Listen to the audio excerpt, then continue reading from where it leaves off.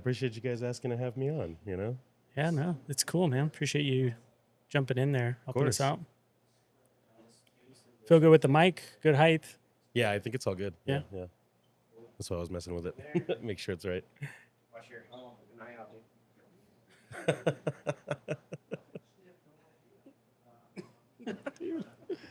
I was a little reluctant to come on. I was like, Anthony, Texas. what Anthony, the-" yeah. Just kidding, guys. Just kidding. This is Dang, that's my job. oh here. Take 69. 69. Why does it always take 69? That's how you like to take it.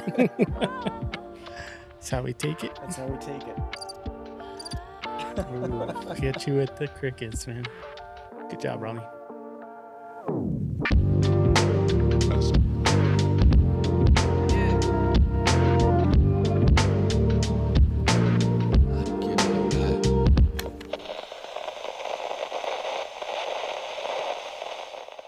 Audio's rolling, red light.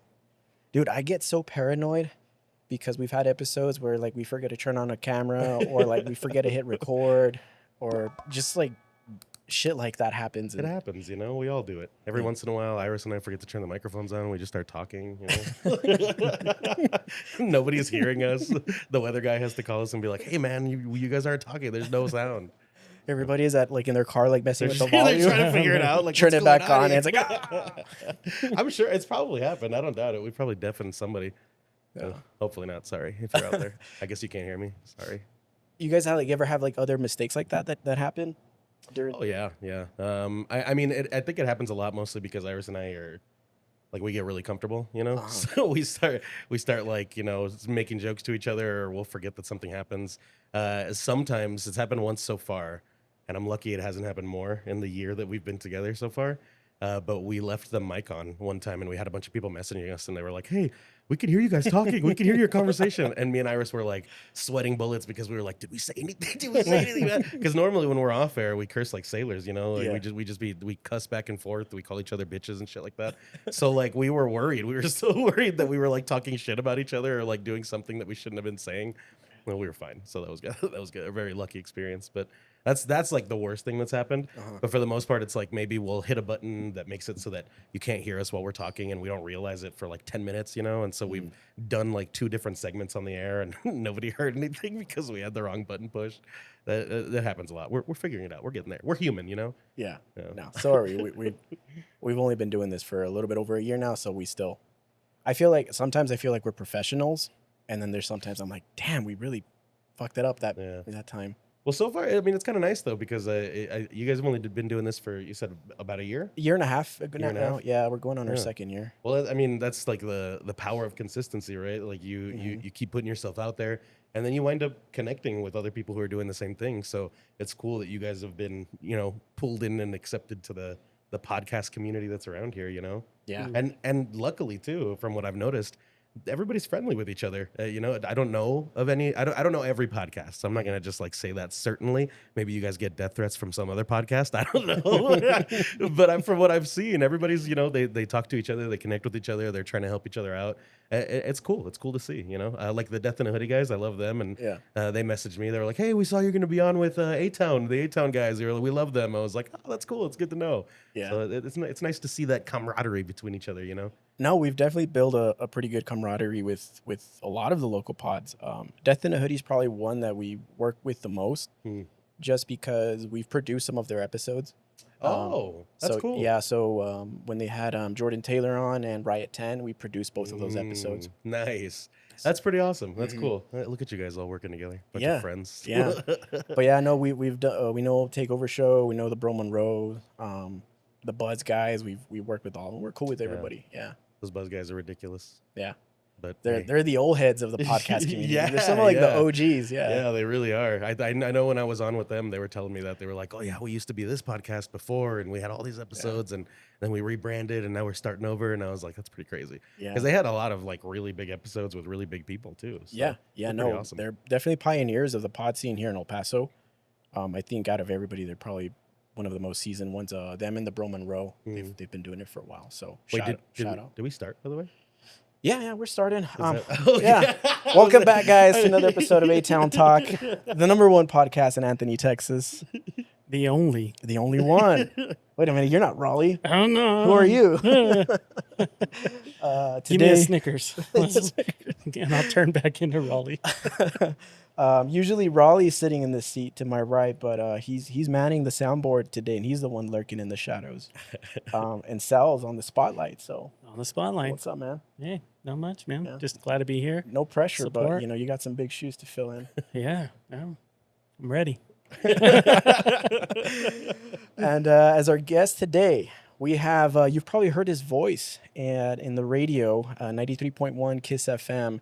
He goes by the Grizz. Yes, Grizz. Yeah. Grizz. So we were going to ask you, man, and we have a couple, we did wagers between each other. Like, where did the name the Grizz come from? Okay. All right. Well, you know what then? Let's do this a special way. All right? Okay. Let's find out what the wagers were first. Let's find out what the bets were, where you guys think this name came from, and then I'll tell you. So we decided loser goes skins for the rest of the pod. Okay. All right. Uh-oh. Just kidding. That's exciting. I'm Just ready. kidding. The views No. are going to pop up. It's that kind of podcast. There we go. It's going triple X. You want to do yours first? You Uh, had an interesting one that just. yeah, I mean, I think mine was, so like I grew up watching the Griswolds. And I was the like, vacation movies, yeah, right? Yeah, you know? National Lampoon. So when I heard Grizz, like that was the first thing that popped into my head. Yeah. And I was like, maybe that's the origin of it. You know, like you grew up watching the show and, you know, people thought, or maybe the way you kind of act reminded reminded them of Chevy Chase's character. And they're like, hey, we'll call him the Grizz. That's So pretty good. Guess. that was my guess, yeah. You know, I won't say if you're wrong or not yet. Okay, we'll wait until we get all of them. But I will say that is one of Iris's nicknames for me, Griswold. She calls me that all the time, and it's because of the vacation movies. there you So there's some connection there. So maybe Cool. you're right. Maybe All right. Okay, all right. Now the next one. Let's go. Oh, Let's shit. let's Mine's hear it. a little more straightforward. Mine was, I think it's just short for Grizzly because you have a pretty sick beard, man. Oh, Which I just trimmed my beard. I was getting there, and I damn. just kind of put it down. But I thought like maybe like Grizzly Bear, you know, he's got the beard like. Grizzly. Yeah. Okay. All right. And you know what? That's a solid guess. And that is the right answer. That's right, it. It's take your very shirt off. simple. Take your shirt off. I'm a big. There it is. Hey. Good job. Yeah, man. I'm a big hairy dude. Bears have always been one of my favorite animals, and I think that was always like the comparison. You know, like when we were hanging out with our friends, or I think one time even I was swimming with a bunch of my friends in high school, and you know, I would go like swim under the water. I didn't have a shirt on. I'm fucking hairy as hell. And so they'd see you through the water. The sun's glistening on you, shining on all of your back hair. And they're like, man, that motherfucker is a bear, isn't he? You just get out and then you just. Get out and shake. It all puffs up. You With know? a fish in your mouth. Yeah. Hey, man, but the ladies love it. If I know anything about ladies, is they love a bald spot and a hairy back. So I'm Ooh. doing well. I got both. There you go. I won't say where the bald spot's at. It's on my ass. Not really. My ass is very hairy, ladies. Yeah, but your birth name, and I wrote it down because I'm terrible with names. Okay. Fernando Antonio Montejano. Yes, Fernando Antonio Montejano. Yes, Wow. birth name. I'm not actually Grizz. Sorry to disappoint everybody. Sorry, but yeah. Cool. And you know, speaking of birth, where are you from, man? Where were you born, and how did you end up in El Paso? You from El Paso originally? Yeah. I was born here. I was born in El Paso, Thomason Hospital. I think everybody, right? Yeah. I guess if you're at a certain age, that was like one of the few hospitals to be born at. I lived here until I was about 5 years old. And I've talked about this before, so I don't know. Hopefully, it doesn't make everything awkward, like nobody gets quiet or anything like Yeah. that. But it was because my mom had a lot of problems drug wise. Yeah. So you know, she was into a lot of messed up stuff, and the guy that she was with at the time, where the place that we were living at, you know, a bunch of bad shit was happening. So the police came to like break things up, you know, and they split us up. So I wound up going to my dad's side of the family. We moved to Nebraska, and well, technically we moved to Kansas. So he lived in Kansas, and we lived down there for maybe like a year or two. Yeah. And then I spent the rest of my life in Nebraska. I spent pretty much all my time there. I used to come down here and hang out for the summers. Literally when I think until I was about 8 years old, and eight or 9. And then we kind of lost contact with my family down here, and I didn't see them again until I think I was 18. Until I was 18 years old, I finally was able to come back down, reconnect with my fam. And then after that, I stayed in touch. I came back down whenever I could, and then I moved back down here a couple of years ago. My sister passed in 2022. 2023, and Sorry about that. no, I appreciate it. Thank you. Or 2022, yeah. And so, I made some big changes in my life. I quit drinking. I quit doing a whole bunch of stuff, and I cut a lot of the contracts that I had in Nebraska, and I moved back down here so I could help my mom out. She was struggling, with the loss of my sister because my sister was helping her with a lot of different things. On top of that, my mom was taking care of my sister's daughter. So, it just kind of felt right to come back. And I knew I'd always wanted to move back home anyway. At the very least, just to, come back and get to experience it the way that I never did. And honestly, it's been I moved back in 2023. I've only been here for 2 years. Oh, wow. And I've accomplished more, I think, in my life than I've ever accomplished anywhere else. So Wow. I'm feeling good about it. I feel like it was the right decision to make, and I'm glad to be back home. So That's cool, man. Hey, dude, remind me not to say wow so much because sound like I'm pretty exciting. Yeah. So, yeah, no, it's not you, it's me. I just did a clip where I sound like Owen Wilson. I'm like, wow. wow. Yeah. Wow. But that's cool, bro. That's pretty cool. And what's that change been like with, because Nebraska, El Paso, I've never been to Nebraska, and I imagine it's a lot greener and a lot nice. Well, El Paso's nice, don't get me wrong, but it's desert, Yeah, it's desert. And what's the change been like for you? It's been pretty drastic, but honestly for the better, because over there in Nebraska it is green as hell. So it's humid. When it's warm out, it's humid as fuck. And then on top of that, when it gets cold, It's freezing temperatures. And if it's not snowing, it's at least, like negative something. So regardless, you're going out with big jackets. You're always bundled up. You don't go anywhere without some warm kind of clothes on because you're not going to survive out there, So that was the biggest difference was over here. It's pretty much warm all year round compared to what it's like in Nebraska. And when it gets wintertime over there, I mean, it's winter for months and months and months, Over here, it's winter for maybe like 2 months. Yeah. And even then, it's not like the coldest winter in the world. It's winter. And it's like dust storms the rest of the year. Yeah, the rest of the year is dust storms. There's no rain. I think that's the one thing I miss the most. Sometimes over there, it'll rain for like a week straight, like in the season when it's there, and it feels great. It's so nice. I love it. I'm a big rain guy, but over here it rains for like 15 minutes and then it's done, and we don't get more rain for like a month. Talking about the humidity, dude, I'm one of those where I guess because I've been born and raised in El Paso, Anthony, born in El Paso, lived in Anthony, same shit. Yeah. I lived here my whole life, so I'm really used to like the dry heat. So anytime I go anywhere where there's humidity, I'm just in a shitty mood the whole time, dude. It sucks. It sucks. Yeah. It's the worst. Every single time I go back, the moment that you get to the airport in Omaha, the moment you step in that airport, it is humid. There's no air conditioner in there for some reason. I don't understand why. If you guys want to go there and just check it out, literally just get a ticket so you can stop in the gate or whatever and hang out there to feel the humidity and then fucking leave. Don't stay there. Go somewhere else. But that place sucks. I hate it when it's humid like that. And every time I've gone to visit in the summer, especially, I think right now because their airport is under construction. I think that's why. So they don't have AC like in the main parts of the airport. So you're just sweating your ass off the moment you get in there. And it doesn't matter how much you prepare for humidity, dude. As soon as you step outside, you got sweat coming out of every spot. It's sucking it out of you. It's the worst. I prefer the dry desert. The desert heat works for me. I don't like the humidity. It's nasty. I sweat in like the most unflattering ways. It's always like my boob sweat, dude. And it like perfectly shapes it every time. And it's like for a long time, my grandpa, when he would sweat, when he'd be like out mowing the yard and shit like that, he would sweat in a happy face. Like, it would always be like 2 big circles here and then one smile down at the bottom. And I was always like, man, when I grow up, I want to be just like that. That's how I want to sweat. That's flattering. That's cool. You want to tell him about your sweat story, dude? Oh, my no. sweat. Well, which one? He said I'd be sweating. We went golfing the other day. Oh yeah, we went golfing. That's because it was this hat. Oh, dude, you should have thrown that hat away. No, it's a keeper. We finished golfing, and man, this thing was really heavy when I took it off. It was almost like a paperweight. Poof. I was like, oh shit, and then I was like, here. Hold this, and he's like, no, man. And then I like wiped it on his hand. And he got all freaked out. Dude, it was fucking gross.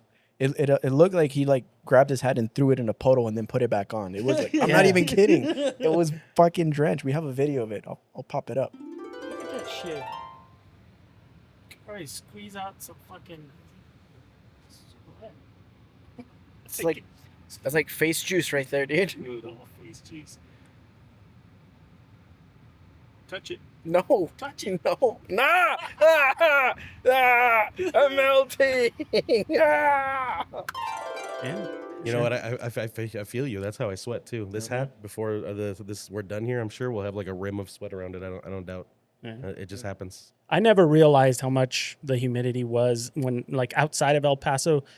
You know, you go to a restaurant and they give you the coasters, and you're like, oh yeah, what are those for? Like, you know.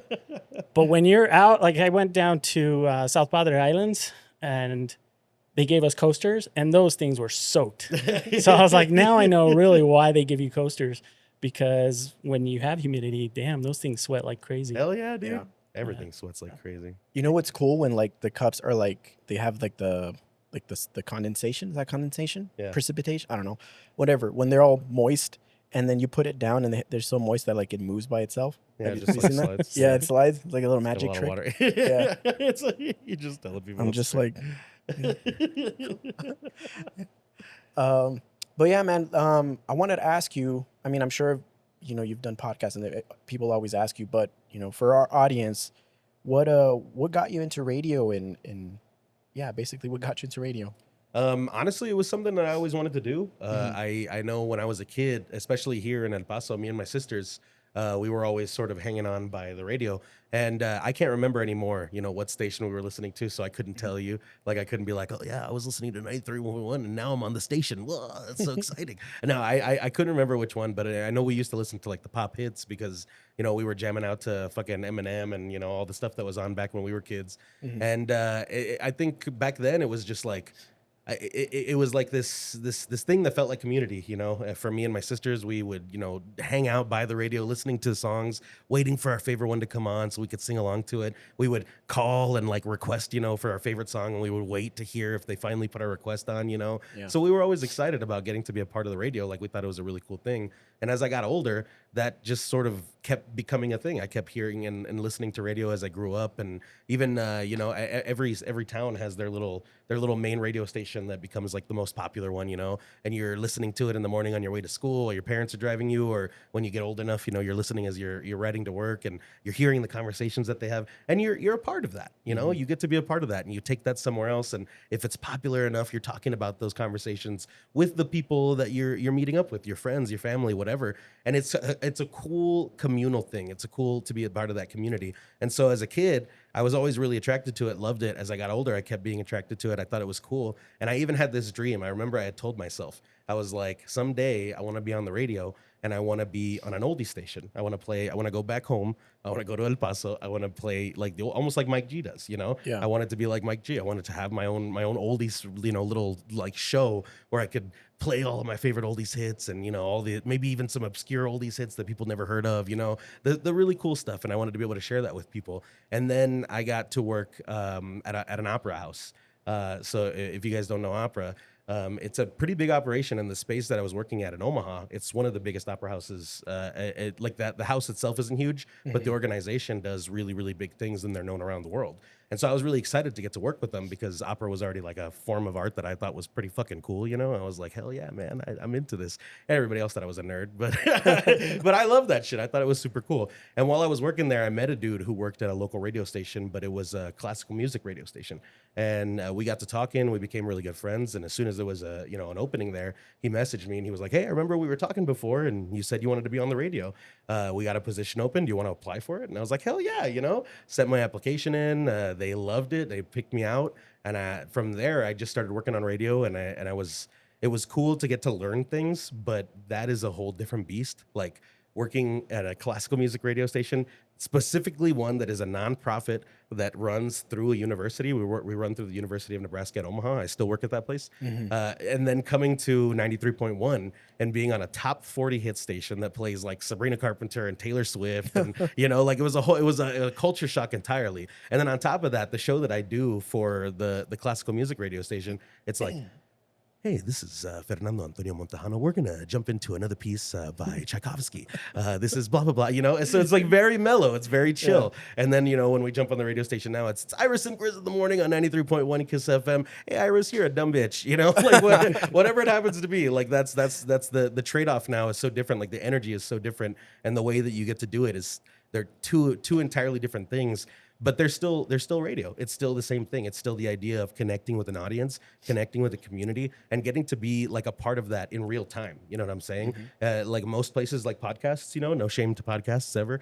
The cool thing about podcasts is that you can record whenever, you can, you know, talk about these topics as you please. You have control over the way you cut them and put them out. And then with live radio, I think one of the biggest parts, the trade-off you get, you know, you obviously don't get to have that same level of control, but the trade-off is that you get to talk to people in real time. You get to talk about a topic and have people chime in with you at the exact same time that you're talking about it. So like we do the Am I the Jerk segments, am I, you know, just Am I the Asshole from like Reddit and stuff like that. But we source these from people in the community. So we have people who will send us their fucking dirty laundry, you know, they'll send us whatever it happens to be, whatever situation it is that they're in with their boyfriend or their husband or their wife or, you know, their sister or their best friend or whatever mess situation they have, or, you know, they got into an argument with some stranger on the street and they're like, am I the jerk for the way that this played out? And it's great. It's cool to hear all these Pasoans sending us their stories and being like, yo, did I fucking do something wrong?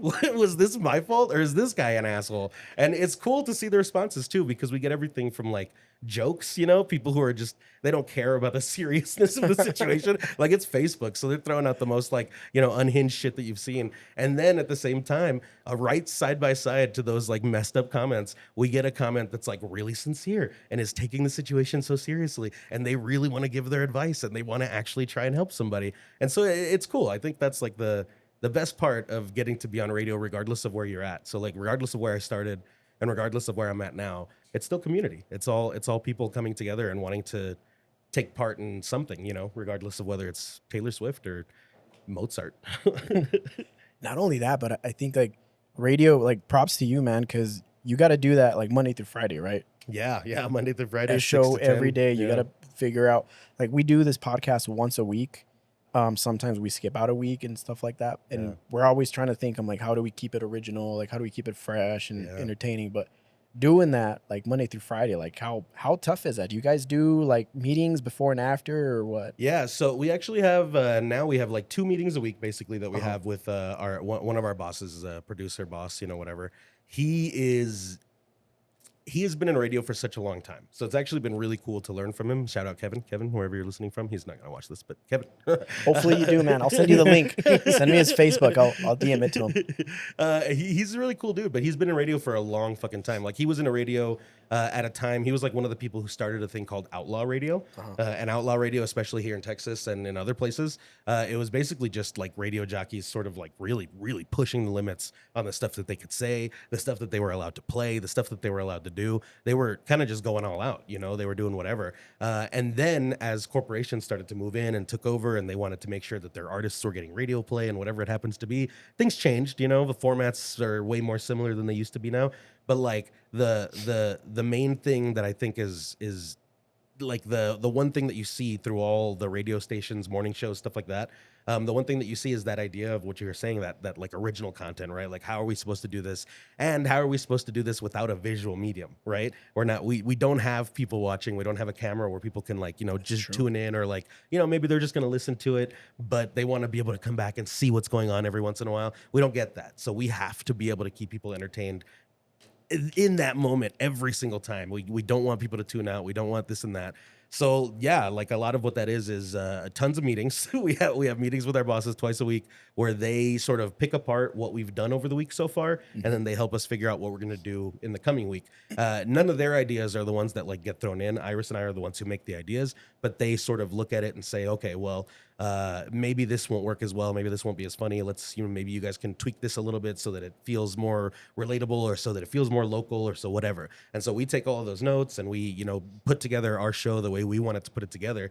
But yeah, we literally, we have to talk about it every single day. So as soon as we're done with the show, sometimes actually, because Iris and I we both have pretty intense ADHD, we'll be multitasking. So we'll be doing the show, you know, we'll be talking, blah, blah, blah. We're laughing, having fun. And then the mic's cut off. And then immediately we sort of cut back to, okay, so what are we going to do tomorrow? What are we going to do? What's the topic? Blah, blah, blah, blah, blah. If we don't already have a topic figured out, we're trying to figure out what we're going to do for the rest of the week. So it's always like constant planning. We're trying to figure out, and we use, you know, everything from the fucking insane made up national days, because there's a whole shit ton. I think yesterday was National Simp Day You know? What? Yeah, Damn. right? Like I didn't celebrate it. But there's a bunch of them. There's a whole shit ton of random made up days that don't make any sense. So we look for those.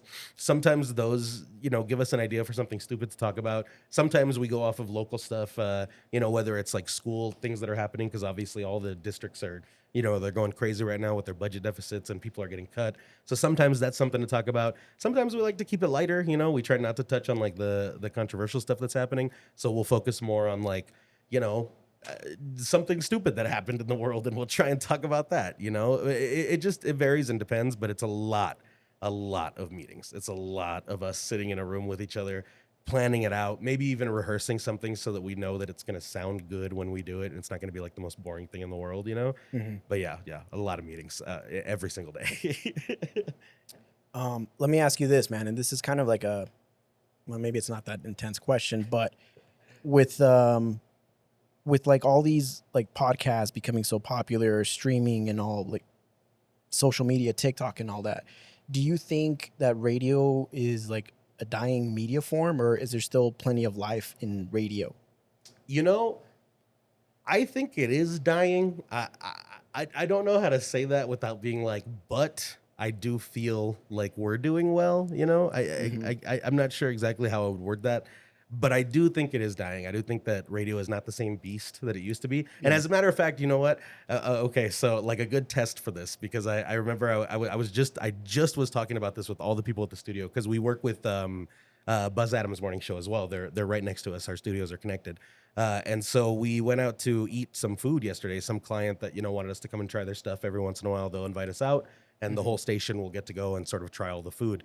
And while we were sitting there, we were talking about, you guys ever seen the movie Joe Dirt? Yeah. It's a classic movie, tons of fun, ridiculous, cheesy, corny, but it's pretty solid. It's pretty silly. But the best part about it for me, and I was telling some of the people who'd never seen it before, I was like, yo, if you guys have never seen it, you should check it out, because the way they depict radio is cool. It's interesting, because I don't know that it feels that way anymore. But if you remember in the movie, Joe Dirt is telling his story. It's the saga of Dirty Joe, or whatever Xander Kelly, the radio station host, calls it.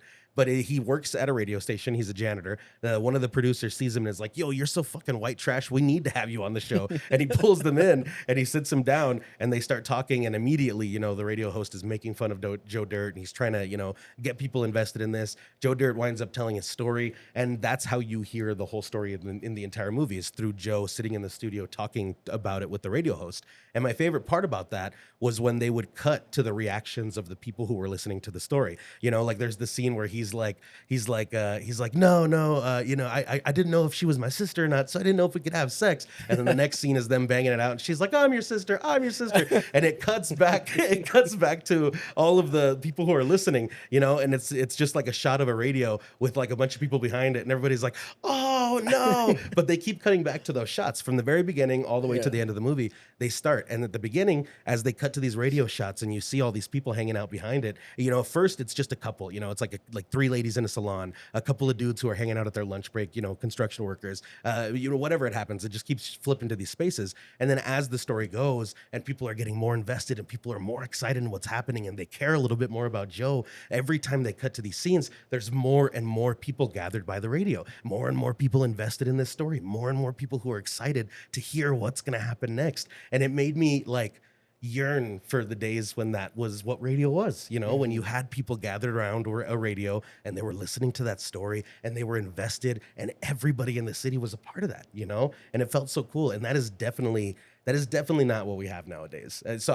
I don't know if just by that standard, that means that radio is dead for sure. I do think that means that radio is not the same thing it used to be.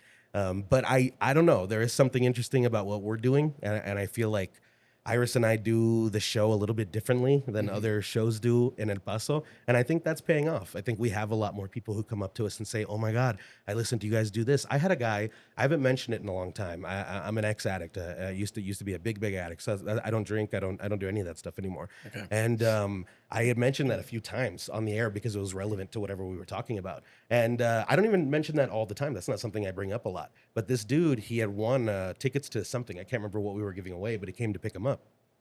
And when he came in, he had asked if he could meet me. He asked the front desk lady if I was in, if I could come and shake his hand or whatever.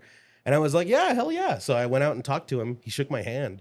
And he said, "Hey, brother," he was like, "I just wanted to meet you. I wanted to say I heard you talk on the radio before, and you said that you used to be an addict." And he was like, I did too. I was addicted to cocaine for 25 years. He was like, it took a long time for me to get clean. He was like, but it inspires me to have somebody like that on the radio. And I think I would have been flattered, if it was like a young kid who was like working on their addiction and trying to like, get better. But this was an old man. This was a guy that was much older than me. Somebody who, has lived and existed in this world for longer than I have. They've overcome their addiction before I ever did. And they still saw me as an inspiration. And that felt good. It felt really good. And that was it's another one of those moments where, sometimes you have people call you and tell you an experience of how they felt alone. And you said something. You said just some tiny little thing on the radio. Yeah. And that made them feel comforted. That made them feel like they had somebody around for them, And so it's those moments specifically that make me feel like, even if radio isn't as big as it used to be, at the very least, there is still a community of people who listen. And they're not just listening because they want like a little laugh or a giggle. They're listening because they care about who you are, because something you said made them feel like, the day wasn't the worst in the world. Like they were able to get through it, even if it was terrible. It's nice. It's nice to know that we get to do something positive for people, Yeah, no, definitely. And if you're making a difference in someone's life, then keep going. Yeah. Don't stop. Exactly. Yeah. So I don't know if radio is dead, but I know that it feels good what we're doing. So I'm going to keep doing it. And if it does die, all right, I'll die with it, I guess. Dude, you can just start your own podcast. You're There already. you go. Yeah. What do you think about podcasts? Like, do you listen to any? What's your thought on it? Yeah, I listen to a bunch actually. There are a few different ones that I'm really into. That I don't know if they're like popular podcasts or anything. Mm-hmm. Most of them are like film podcast stuff that breaks down stuff. I listen a lot to, as far as local ones go. I listen to most of the ones I've been on. Whenever I get a chance, if they pop up in my feed, I'll go and check out the episode. Especially if it's somebody that I'm interested in. I'm like, oh, I've never met this guy. I'd really like to know more about them. Let's go check it out. But the one that I do a lot is the Tower Production podcast. I don't know if you guys know those guys. No. The Tower Production crew. They're a local film maker crew here in El Paso, a film studio, and they do a podcast. They just talk about movies.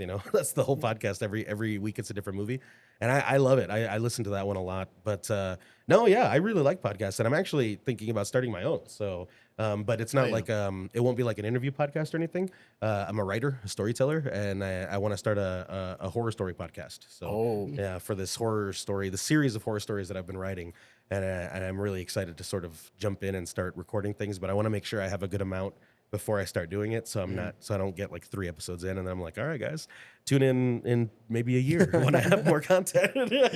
Dude, stuff like that. There is definitely a fan base for very like niche things, like true crime podcasts do fucking wonders. Yeah. Horror stuff, anything like that. I'm sure like people will tune in to listen to stuff like that. As long as it doesn't suck. So Yeah. hopefully I don't write a terrible story. So, you said you're a writer. Like, how long have you been writing for? Literally probably my whole life. My grandpa was a storyteller. My grandpa Okay. was he did a lot in his life. He was a mechanic. He was in the Mexican army for a while, and then they migrated here. And while he was here, he was a trucker, so he also saw a bunch while he was on the road. And so when we were kids, especially, we would go, hang out with grandma and grandpa or with the family. And grandpa was always the one who would like pull us aside, and he would be like, let me tell you guys. I mean, firstly, I just want to say, of all the stories he ever told us, the biggest cautionary tale he made was don't get married. He was like, don't do it. He would do that in front of my grandma. He'd be like, don't get married. Just don't you're making a mistake. And my grandma would look at him like, I'm right here. But he would always take us aside and he would tell us all these different tales, tell us these different stories of the different things that he had done. But he would make it dramatic, He wasn't just like, oh, I remember when I was doing this and that and blah, blah, blah. And then like it turns into like a really boring life lesson. No, like he would like tell us like, oh, I was doing this and blah. Like there was one story that he used to tell us all the time about him as a guard in the Mexican army, and they were guarding some, fort or some building that they were in. And outside of this building, there was this big, long field of grass, and he said he was out there at night. It was just him, and he was, young and kind of scared. And there was a rustling in the grass, and he didn't know what it was. And the way he tells the story, he really breaks it down like, oh, and I was sitting there, when I was holding my gun and I was shaking, and the night air was, breezing in, and I could feel the rustling get closer and closer and closer. And he builds it up, and he's like, and right before the thing popped out of the grass, I shot because it was getting too close. And then he goes and he looks in the grass and he sees it, and he's like, and I couldn't believe my eyes. it was a pig. And, you know, it was ridiculous, like the way he would build this story up. And he made it feel like a real scary story, like it was suspenseful, like something crazy was going to happen. And then at the end, it was a pig. And he literally, every time he would tell that story, he would always end it. And I can't remember exactly how the punchline went, but basically it was like, we fed the whole fort, you know, like everybody had some pig. We cooked that thing up, cut it up. And I was like, that's really great. And I was so inspired by that story, actually, that as I got older and I started writing myself, when I started getting gigs to come out and do storytelling events, like when I would get to read, some of the first ones that I got were for the Boys and Girls Club. And what I would do is they would hire me on Halloweens, and I would have my own room where I would have it set up. I would bring a speaker so I could play like spooky sounds or whatever, and I would tell scary stories to the kids. And so the kid, literally, I'd have like kids lined up on the wall. It would be a bunch of kids in there, and I'd be telling them scary stories. And my favorite was kids would walk in and be like, "This isn't going to be scary. I don't ever get scared." And so I would make sure to write a story where I would be able to like have a jump scare, you know, where I would stomp on the ground or I would like scream really loud in the middle of something. And every single one of those little kids would get scared. And the ones who were always like trying to be the toughest, they would run out of the room and leave. And I was like, damn right. And so it was always my goal to want to make these kids like more and more scared. But I just liked that idea. And so I actually took one of my grandpa's stories, that one specifically they told me about the Mexican army, and I evolved it. I turned it into a bigger, spookier story that involved, you know, like a ghost in a lake that was nearby, and, you know, tons of stuff. But I tried to keep it real with his story and then mix the other stuff to make it a little bit more scary for the kids, you know. So yeah, because of him, I had always been a writer. I started officially, actually fully writing down all my stories in high school. I did a competitive speech tournaments in high school as well. So I got to actually nice. use, you know, my storytelling abilities and got to use my acting and all that fun stuff. And then from there, yeah, it just blew up. I kept writing. I kept writing stories. I started writing for journalistic outlets for different places like that. So I'd write stories based on the things that were happening, you know, in the city. And then when I moved here, even I got to write for the city magazine for like 3 months as well before I fully got, you know, some other gigs that were that paid a little bit more, were a little bit more consistent. And so yeah, my passion for writing came from my grandpa's storytelling, and that evolved into wanting to tell stories of all different kinds, from news stories to made up stories to inspirational stories, whatever it happens to be. I like writing. And then you're involved with the. I'm gonna get this right. You're the director of engagement for the El Paso Barbed Wire Open Mic Series. Yes. Yeah, and you guys focus strictly on poetry and music. Well, we do everything. Okay. We have one venue specifically now where we do comedy. Well, I get we'd always done comedy. So, sometimes comedians come into this space and they kind of fuck it up. I'm not calling anybody out. You know, you guys have your own spaces for a reason, all right? But we had noticed that a lot of the nights, you know, when we had comedy, we'd get a lot of people walking out, or we'd get a lot of people who just like we're really, really not vibing with what was going on. And so we were like, well, maybe we need to make a change here. So we have one venue specifically where we still do, and that's Mona, the Modern Art Bar. If you guys know Mona downtown. Yeah. We still do comedy there.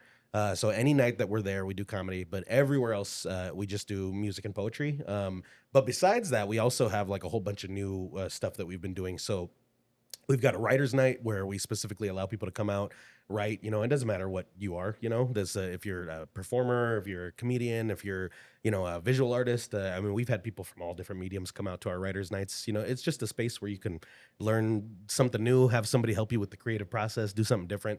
And then there's an open mic at the end of that one too for people who want to share. We started doing Storycraft, which is one of my favorite ones. That's the one that I host. Crown of Crows is a really, really cool new bar that opened up. I shouldn't call it a bar; it's a tavern. That's what Eddie, who owns it, tells us. It's a tavern. It's a pub. It's not a bar. And when you walk in, honestly, you can feel it, dude. You can feel. I don't know if you guys have ever been to this place. No, Crown where's of it Crows. at? It's down. Oh my God, I forget exactly what the address is, but it's like at the edge of downtown by the courthouse. Okay. And it's a super dope place. It's small, it's very cozy, but as soon as you walk in, it feels like you're in like a bar from Lord of the Rings. You know, it feels like you're in some like medieval tavern from back in the day, because that's how he created it. But he did such a good job that when you walk in, you do feel like you're in a whole new world. You know, you're in a whole different place. And so when me and Richie, who is the director, the project director of the Barbed Wire, when we walked into that spot, because every once in a while we'll go visit different venues just to see if they, you know, feel like a space that would fit for a new event or something like that. And when we were there, I mean, man, we had all these ideas. All of this stuff just kept popping up. We were like, what can we do here? What can we make happen at this place? And so when we sat there and we started going over stuff, we were like, you know what? We have events for musicians. We have events for music songwriters. We have events for poets and writers. We were like, let's do something for storytellers specifically, for people who are writing, you know, their big science fiction stories, their fantasy stories, their whatever, for people who are writing stories about the borderland, about whatever it happens to be. We wanted to get people to come to this place and tell their stories and then be able to get feedback on it, you know, have the audience say, oh, fuck yeah, you know, we love the story here. Like, nah, bro, you need to fucking try something else, you know, whatever it happens to be. But it was cool that we were able to make it happen. And Eddie likes it so much. And since we've been doing it, it's been growing and growing and growing. Every night it's been bigger. I got sick last week, so I wasn't able to host it. But we had people message us who were like, hey, we're here at the tavern. Like more people than we had imagined. We had friends who were like, yo, I was bringing people to Storycraft tonight. Are you guys still doing it? I was so bummed. I was disappointed that we had to miss out on it because it looked like it felt like it was gonna be a really, really big night. But it's been cool, man. It's just been cool to see the people who come through. We've had filmmakers who are really taking to it, you know, people who write movies and shit like that. They want to test their stuff out there. We've got actors who are coming in because they want to try stuff there. We've got regular everyday storytellers who, you know, they don't really do much out in the community, but they like writing stories and they found a place to come and sit. So like it's been cool. It's been a really exciting thing, and the Barbed Wire plans on continuing to make more cool events like that, stuff that keeps doing different things, stuff that invites people in that have never come into our events before. Yeah. We want to try and corner the market on all the different creative things that people are doing, so we can bring creatives, storytellers, artists, performers to our spaces, and they can share their stories there. That's pretty badass, dude. And like when you said you have like actors and filmmakers, do they come in and do they like act it out and stuff, or are they just like writing it down? Yeah, some of them do, and that's like literally when I give my spiel. So like, if you guys have ever seen me as a host of anything, I try to be like dynamic, but for that thing, you know. Uh-huh. So when I go to Cool Canyon Nights, you know, I make sure that I'm in a concert setting. So the idea is to get people hyped up, get people ready, get people excited for dancing, get people excited for whatever kind of music is up there. That's the goal. When I am hosting the open mics, my goal there is to make sure that people feel like they are ready to give, you know, their passion to this thing, right? So I'm trying to get people uplifted about, you know, telling their stories or whatever it happens to be. When we do Crown of Crows, it's a whole different vibe there. There, I try and make it feel epic. I try and make it feel like this big, like we are here weaving our tales together, and you know, we're going on epic journeys through words and blah blah blah blah blah. I try to make it feel really big. Turn into Macho Man. Brother, you are gonna tell your story, friend. It's Crown of Crows. Oh yeah. but you know, I just try to be a different person every single time because I want to make sure I'm capturing the right energy. So yeah, when we do Crown of Crows and Storycraft, it's about like bringing that energy from a new place, bringing that energy from a whole different area, and trying to make that. Trying to get people excited for stuff, you know, trying to get people as excited as I am, because I'm always fucking excited. Well, I want to go check one of these places out, man. Definitely. I hope you do, man. Yeah. Honestly. How often do you guys put them, dude? Like every week or every other week? So Crown of Crows, the Storycraft, that's every other week. But all of our other stuff, pretty much every week. We have a couple that are monthly.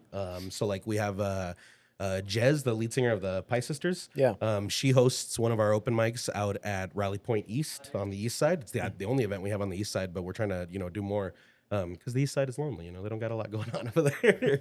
So we're trying to help them out. So she hosts it over there because she lives on that side of town, so it's easier for her. That one's been getting pretty big. And then we also have once a month right here at Sheepdog. Hey, shout out Sheepdog. Hey, Sheepdog. Once a month, we're here at the very end of the month. The last Thursday of the month, we're here. And this one actually gets huge. This one's a really, really big one. People love Sheepdog, so, you know, people are always stopping by. But at the same time, I think we've been doing this open mic with Sheepdog since they opened. So people know it. You know, people are always here coming out. We have a dude who started showing up here with his little dog. He would come here with his dog all the time. And ever since he found this one specifically, he goes to damn near everyone that he can. He loves the open mics now. So it's always cool. It's fun to see, you know, how spread out they are, what they wind up becoming, you know, because they all kind of become their own beast. And we're actually looking for, you know, shout out to anybody out there who's watching the pod. We're looking for a new venue for a big show that we do. And it's one that we had to stop doing. We were doing it at a place called Craft Rhythm and Brews. If you guys remember that place. Yeah, it used to be a brewery downtown, right? Yeah, Like over close- on Texas, Yeah. Texas Ave, Yeah. and it was a great spot. It was cool, but they unfortunately had to close, and I think they're still brewing from their own home, if I remember right. I think that's what they told us they were going to keep doing, but the space itself they had to shut it down for personal reasons, and I think if I remember right, it's a new spot that another brewery that's over there. Broken now. Rules, I believe. Yeah, Broken Rules. Yeah. Which I think they're beefing with Sheepdog right now because they stole their dog. The dog. I think they went to get it yesterday. We'll follow up with Gus right now. We'll see have if to they got find it. out. Yeah. We'll have to find out the saga, the sheepdog saga. But I was excited, because that place, the way that they had it set up in a back room. They had this, back event room that they had. It was big, it, seated a lot of people. And so we were able to basically have our own little space back there. And so we called it the Speakeasy. And for anybody who doesn't know what a speakeasy is, during Prohibition times, a speakeasy was a hidden bar that the cops wouldn't be able to find in case, they were coming and skulking around trying to find alcohol. That was the hidden bar in the back where all the, mobsters and the cool people would come and hang out and drink their beer illegally, And so we called it the Speakeasy because we were hidden in the back and we wanted to be, this cool space where we recorded artists when they come in. We would get feature musicians to come in and we would record them, throw their stuff up on YouTube. And we were really excited about it. And that evolved into an event called Grizz Presents.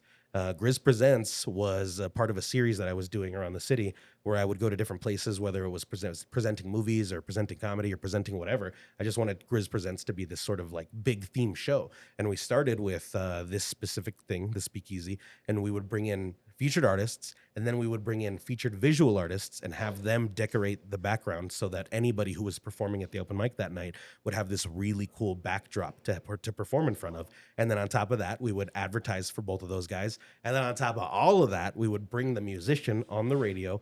So before they came on to Grizz Presents that Friday, they would come onto the show and they would have an opportunity to play one of their original songs over the air so that everybody could get to hear it, so we could share it with a wider audience. And then beyond that, we would bring on the people who were hosting. We would try to bring everybody on. Basically, I wanted to use the platform that I had on the radio to make sure that people were able to come out, share their shit, be exposed on a bigger level, have more connection with their music, with their art, whatever it happens to be. And that's what we were doing at Craft Rhythm and Brews. And then they closed. So if there's anybody out there who has a space that might fit that vibe, we are looking for it. We desperately want to bring Grizz Presents back. It was a big part of the community. It was a really cool way that we connected musicians and performers with visual artists. And we want to be able to bring those two communities back together. So if you guys know of any spaces or if you know of anybody who would be willing to do that, I'm looking for that space. And we're trying to find the right one. We're crossing our fingers that we find the right one. So. Oh yeah, well hopefully we find somebody. Hit up Grizz, shoot him a DM or shoot us a DM. We'll relay the message. Yes. But I want to ask you, man, have you always been like inclined into like the arts, like in the writing and the music and all that? Has that been like a part of you growing up? Fuck yeah. Because of the Looney Tunes. Yeah, because of Bugs Bunny running around and playing opera and fucking around with Elmer Fudd while they were, doing the killed a wabbit, killed a wabbit. That was an opera. And then they did a bunch of other stuff. Barber of Seville, they did which was an opera as well. Bugs Bunny is cutting the dude's hair, and the opera's playing in the background. There was constant classical music references and stuff that were happening on that show. It was always this cool stuff. And I don't know why, but as a kid, I was like, man, that's pretty fucking cool. And then I got older and YouTube became a thing. And so I started looking up operas on YouTube and I thought operas were fucking sweet. I don't know why. It's different languages, French people, German people, Portuguese people. it was all these different groups coming together and they were telling these dramatic, fucking crazy, sometimes insane stories of like people, it was always like lovers, like somebody was spited. Hey, honestly, they felt like telenovelas. Like every single time, it felt like a telenovela. Like this person was cheating on this person, but that dude is upset about it, even though he's cheating on her with her. And like there's like 4 love triangles going on, and then people are also killing each other because they're jealous of each other. Like it was wild. It was like Shakespeare the musical. Yeah, exactly. And it was even before that. Like before Shakespeare, there were operas being created, and some Shakespeare plays were based off of operas that existed before, and then there were operas that were based on Shakespeare. It was cool. For me, all this shit was badass. I thought it was fucking sweet. And so I grew up really wanting to be a part of it.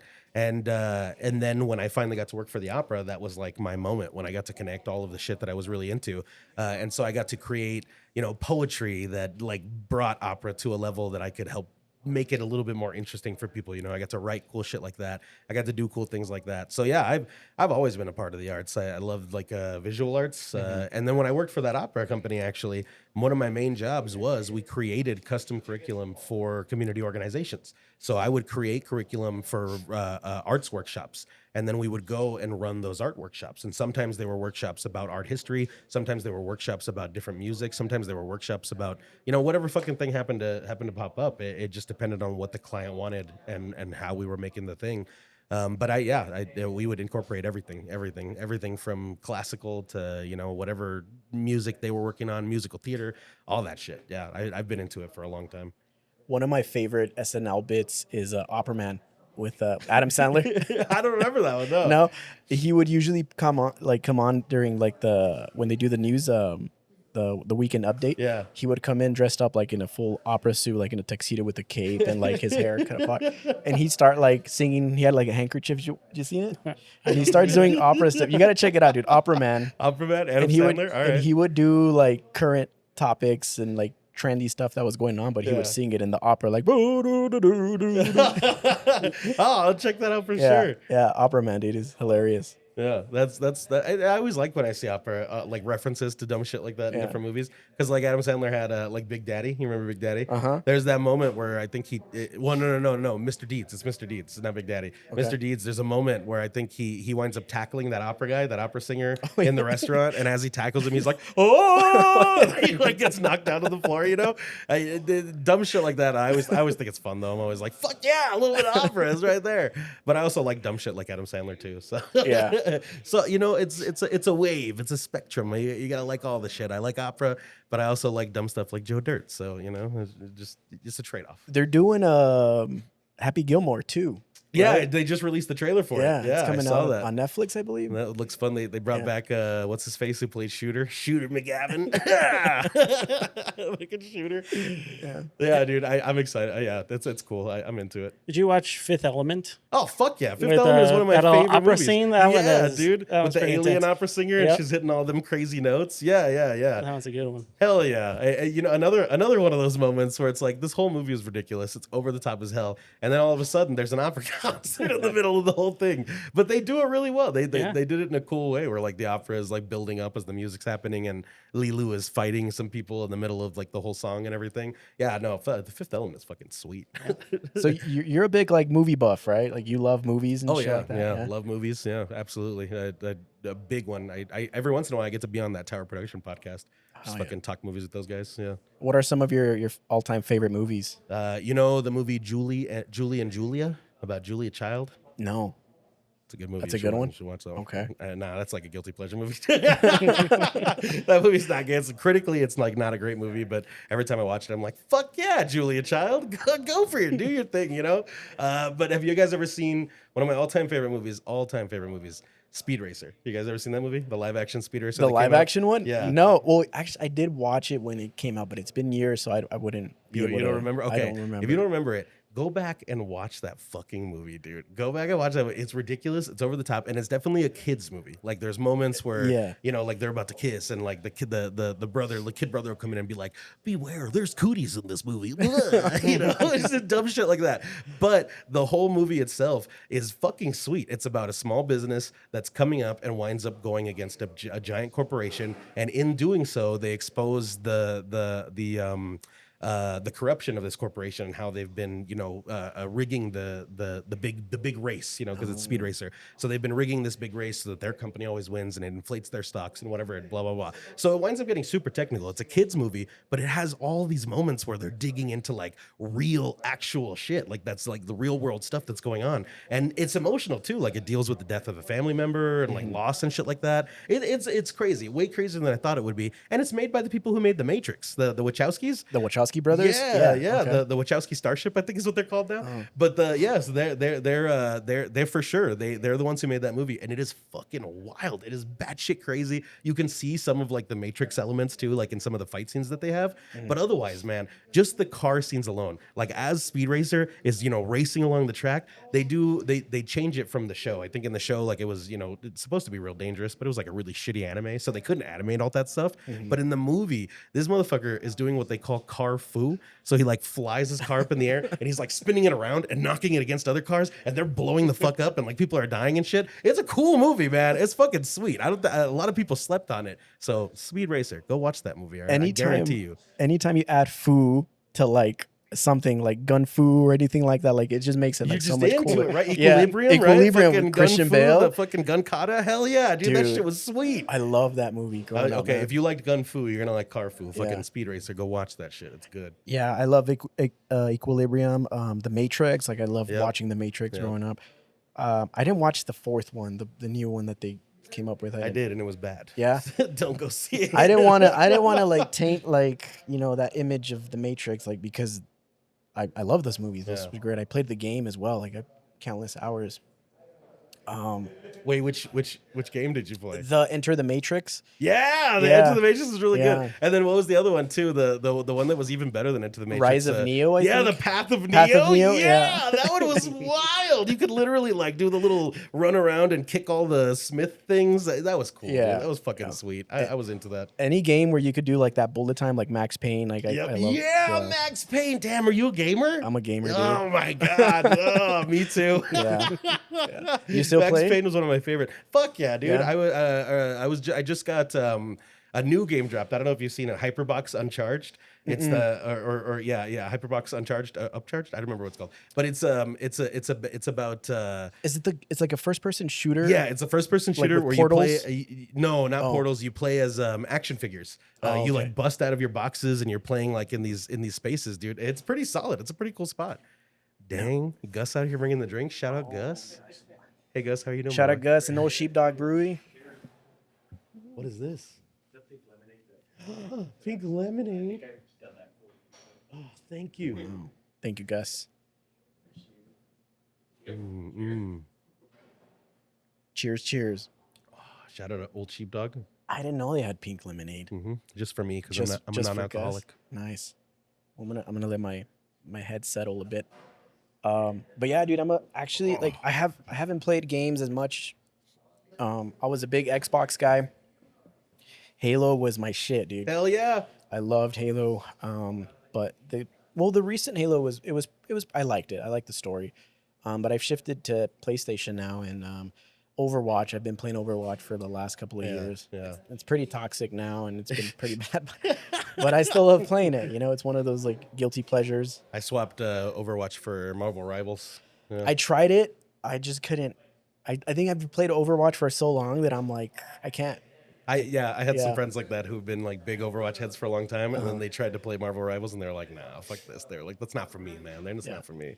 But I've been doing really well. it's cool. Who do you main or what? What do you play? When I do Marvel Rivals, I main Hulk. I wasn't sure if I was gonna like him. I know like he's one of my favorite characters, like in the comics, Yeah. But when I play him in video games, he usually fucking sucks. So I wasn't sure if he was gonna be great. But I wound up going on some crazy streaks with him and having some really great matches. So I was like, all right, that's my dude. That's my guy. That's who I'm playing.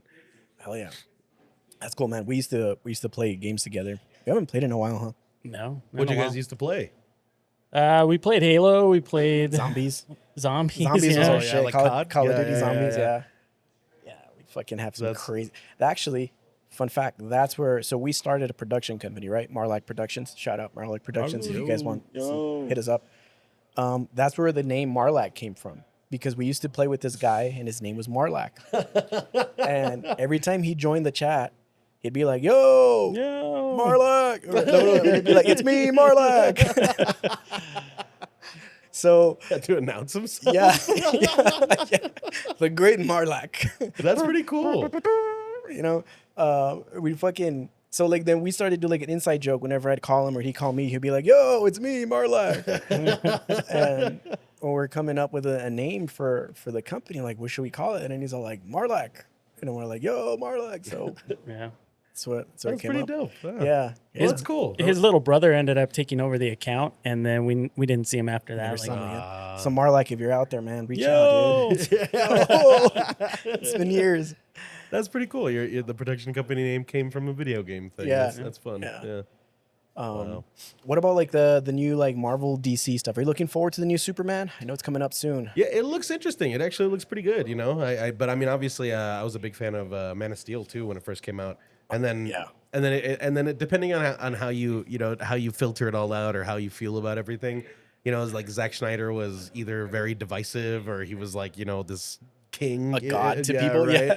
But I was never into that. I didn't care for his 4 hour cut, his 4 hour pretentious cut of Justice League. This fucking asshole. In black and white. Yeah, but I did like Zack Schneider. I liked a lot of his shit. Like I liked 300. I liked Watchmen. I Watchmen's liked, you know, really yeah, Watchmen was badass, and I even liked the super long extended cut of that one. You know, Mm-hmm. but the Man of Steel was amazing, and I know everybody was waiting for that sequel. So I mean, I don't know. Hopefully, this gives us something that we were waiting for in the Man of Steel sequel. You know, it feels like it feels like it's going to be good. The trailers so far have been pretty fun. They look interesting at the very least. You know, so I'm excited to watch it, but. I don't know. It feels like lately a lot of the movies have been lackluster. Like Yeah. me and my cousin, my cousin's he just turned 18, and so he hasn't seen really like he's seen a lot of them, but he hasn't really experienced like all the Marvel movies, you know. Yeah. And so we decided to go back, and he wanted to watch them all in chronological order, you know. So starting with like Captain America: The First Avenger because it takes place in World War II, Yeah. and then moving up through the timeline, and then actually seeing it all happen in order in the universe, you know.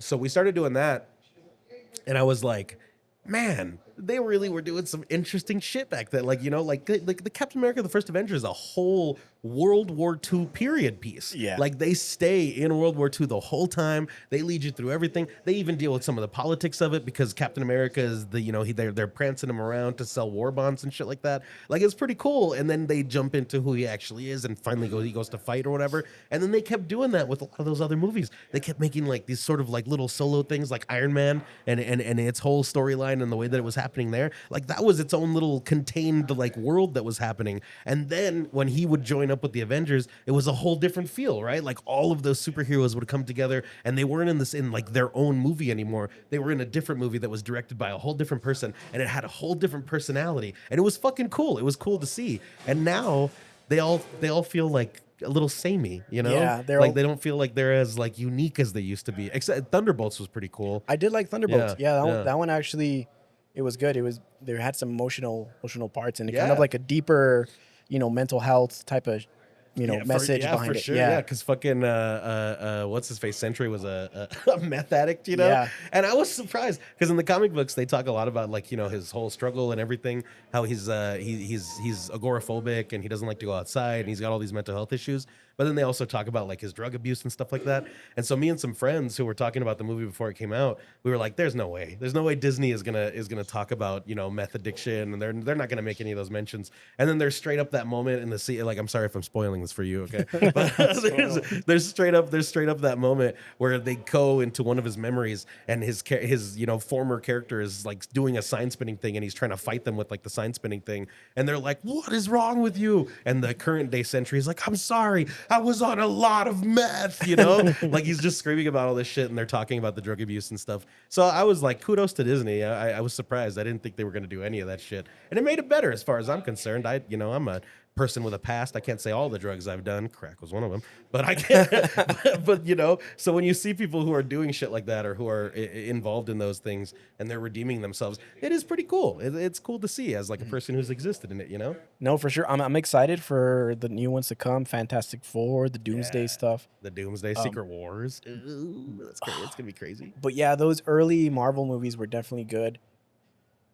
During the Avenger movies, that's probably like one of the few moments where like I've almost cried during a Yeah. movie because out of excitement, and it's like such a nerdy shit. But Well, I mean, it's different with those because, like I said, like now they don't do them the same way. But with that one, and especially with like Endgame and fucking Infinity War, Yeah. like they built up to that. There was 10 years of storytelling, a whole bunch of different movies all woven together to tell this crazy story about this fucking monster who is trying to collect all the power in the universe so that he can create what he believes is balance, right? And then in Infinity War, you have have them lose. You have Yeah. these characters that we've lived with for years, right? We've been watching them on screen. They've been doing this shit. They've been working. They've been beating enemies. They've been facing bigger threats. And then finally, they face the dude that they've been worried about the entire time, the one that's been skulking around in the backgrounds. And they made that motherfucker just as strong as they should have. And he kills half of their team.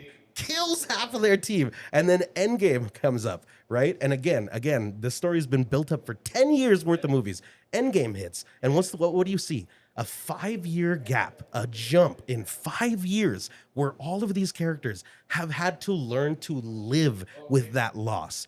They didn't ever, there's nothing in that where they were like, hey, we can come back from this. Every single one of them for 5 years had to finally accept we lost. Our friends are dead, and there is nothing we can do about that. And the movie opens with showing us all of the ways that these specific heroes we've grown up with, have dealt with that loss. Yeah. Fucking Thor is an alcoholic who can't accept it. Hulk is actually living a better life because the trauma has helped him come to terms with what he was dealing with on the inside. You've got Captain America, who's a community organizer. He's out there trying to help the people who have also lost people, and he wants to be able to, work with them. Black Widow has jumped into her work. She won't even acknowledge that they've lost people because she doesn't want to. You've got all of these different characters that we've worked with, and you're seeing the way that they handle this, the way that they handle a real thing, fucking grief, death, the thing that you don't normally get to see, and it's happening in a Disney superhero movie. That's fucking depth, dude. That's storytelling. That's how you do that shit, right?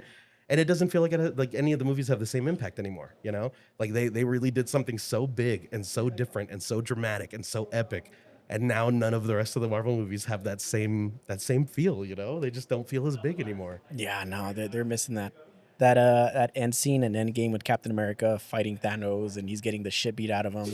And he keeps going. He He keeps fucking going. tightens the shield so that he can keep his broken arm in place. Yeah. God, what a badass. This shit is crazy, dude. Yeah. I love it. I thought they were great movies, yeah, for sure. I'm hoping that there's some return to that, But I think the excitement is lost. Like, there's not as many people who are like, fuck yeah, let's go to the next Marvel movie and the next Marvel movie, because that would probably make, like, Secret Wars even bigger, if people were still as invested. But it's been a rocky road.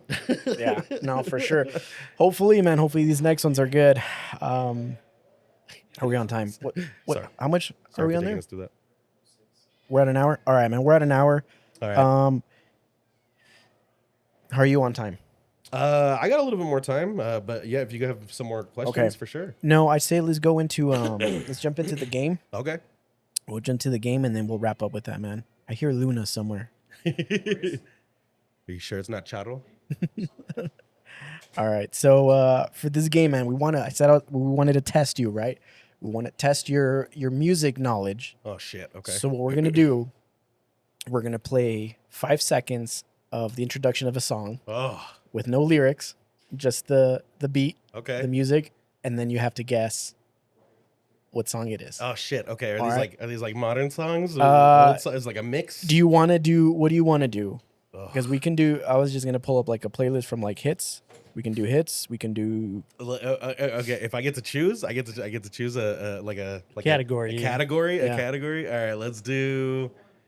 Ooh, that's tough. let's do. I don't fucking know. All right. Let's go with like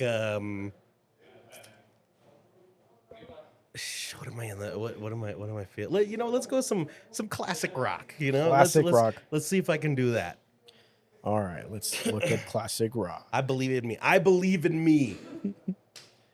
All right, I'm just gonna test to see if this is working, and then we got the Roadcaster connected. Can we all hear that? All right, some little classical music just to get us going. Sal, do you want to go head to head with him? All right, let's do it. Yeah. Oh, All right, shit, so we'll do a okay. head to head. So we'll let you go first, Grizz. You get 5 seconds to guess the song. Okay. We'll do a round each.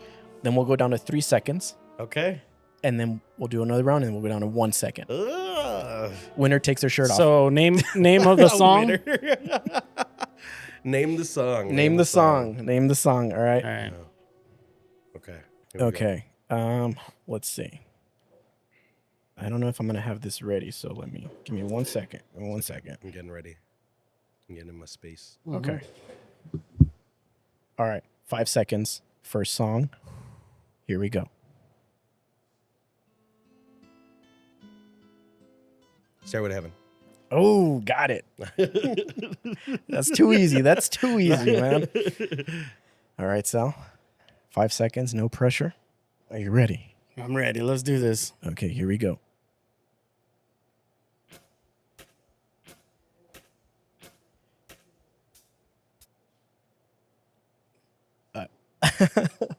I'll give you a hint. Hold on. It's playing in my head. Can I steal? I know it. You get 10 seconds and then Back in Black. There you go. Oh, You I was got going to it, say you got it, Iron Man, dude. Iron Man. There you go. All right, ready, Grizz? Now we're going to give you 3 seconds. Okay. Okay? Hotel California. Boom. Dude, those are too easy, dude. They're too easy. This is rigged. It's rigged. All right, Sal, you ready? Another 3 seconds. All right. Here we go.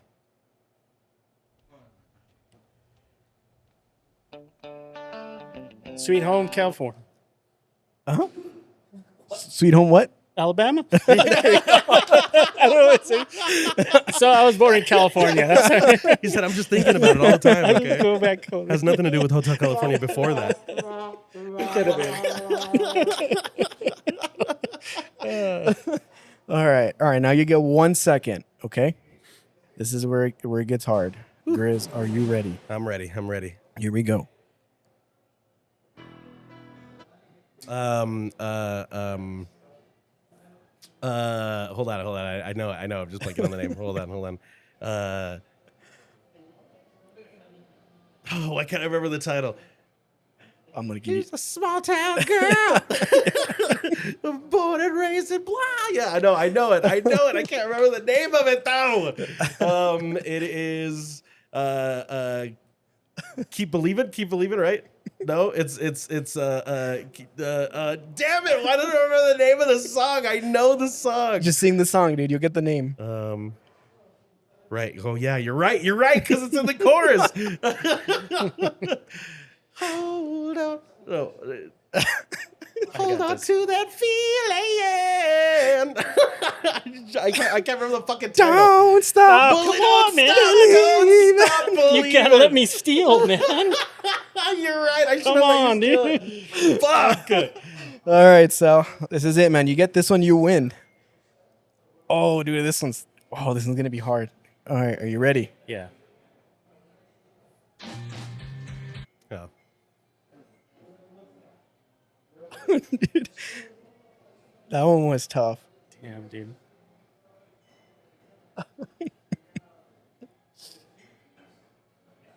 So there's a lot of musical parts in that at the beginning. Do you know Grizz? I do. I know it, and it's another one where I'm blanking on the name. But hold on. I knew it. Okay. I know it. So I think what we're gonna have to do is we're gonna have to do a tiebreaker for both of you, and we'll play one song, and then whoever gets it first wins, because you guys are tied here. Okay. All right. All right. Yeah. All right. Are you All ready? right, wait. Are we playing how many seconds, or just until somebody guesses? 1 second. Whoever gets it first Oh, wins. shit first. Okay. All right. All right. Okay. I don't know if I should do this song or okay. I'll do this one's a good one. All right. Are you guys ready? I'm ready. I feel like I failed already, but I'm good. Let's go. Here we go. Oh shit! I fucked up. I'm gonna skip another one. All right. 3, 2, 1. Guns N' Roses. Yeah, Sweet Child of Mine. Okay, hold on. What was that? What was the one that you played for him though? Because I know I Play a little bit more of It it. was- Play a little bit more of it. I don't even need the song. The name is on the tip of my tongue. I know it.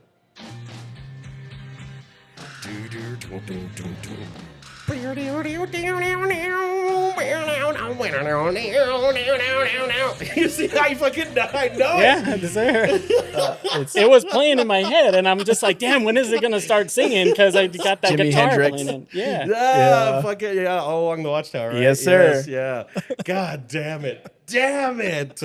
I knew all of them, and I just got stuck. They got stuck in my head. It happens, dude. It happens. So that's a fun game. That's solid. That's Yeah. solid. Yeah. Wait, did I win though?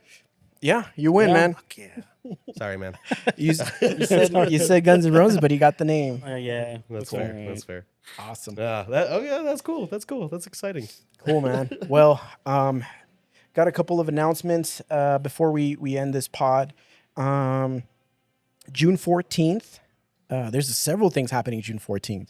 And I was going to talk to you about this. One of them, you're main eventing. You're the main Yes. event. The main event, we're raising money for the Jazz Exchange. The Buzzed podcast is putting on their pillow fight, and there's going to be a whole bunch of battles, but the main event is me, Grizz from Kiss FM facing off against Dario from Hit FM from 104.3. The delicious one. The delicious one. And I'm going to make a meal out of the delicious one. I'm coming for you, Dario. Meet me on the top of the mountain. It's going to get real. Oh, yeah. We're clipping that. We're There you clipping go. that. Throw down the gauntlet right there. Oh, man, that was awesome. Thank you, man. So we got that going on. Go out and support, guys. Get your tickets. It's for a good cause. Also, that same day, I hate to divide people, but we're gonna host an event here at Sheepdog Brewery. Nice. With for all the El Paso creatives. This is the first event that we're doing. Jasmine Powers, a local creator, she's the one organizing it. It's for EP creatives. We're going to do a live podcast here at Sheepdog. We're going to have Christian churches. We're going to have some other people on here. We're going to do a Q&A. It's going to be awesome. So come out here. If you're a local creative trying to, get started, or you just don't know, what equipment to buy or anything like that, just come out. There's going to be a lot of cool stuff. We're going to do they're going to be doing a live mural painting outside as well. Nice, yeah.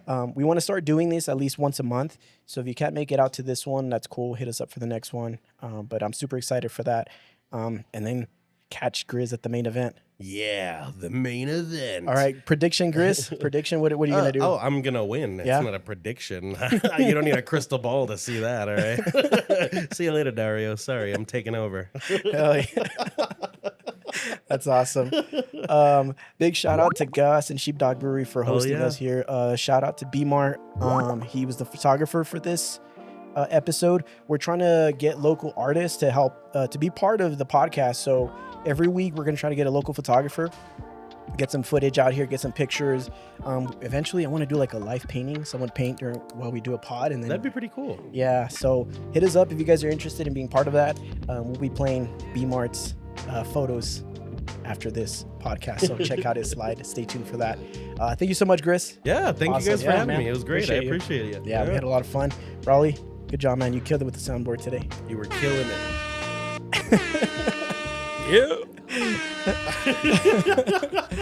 All right, guys. Catch us next week or whenever we post again. And that's it for now. Love you guys. Bye.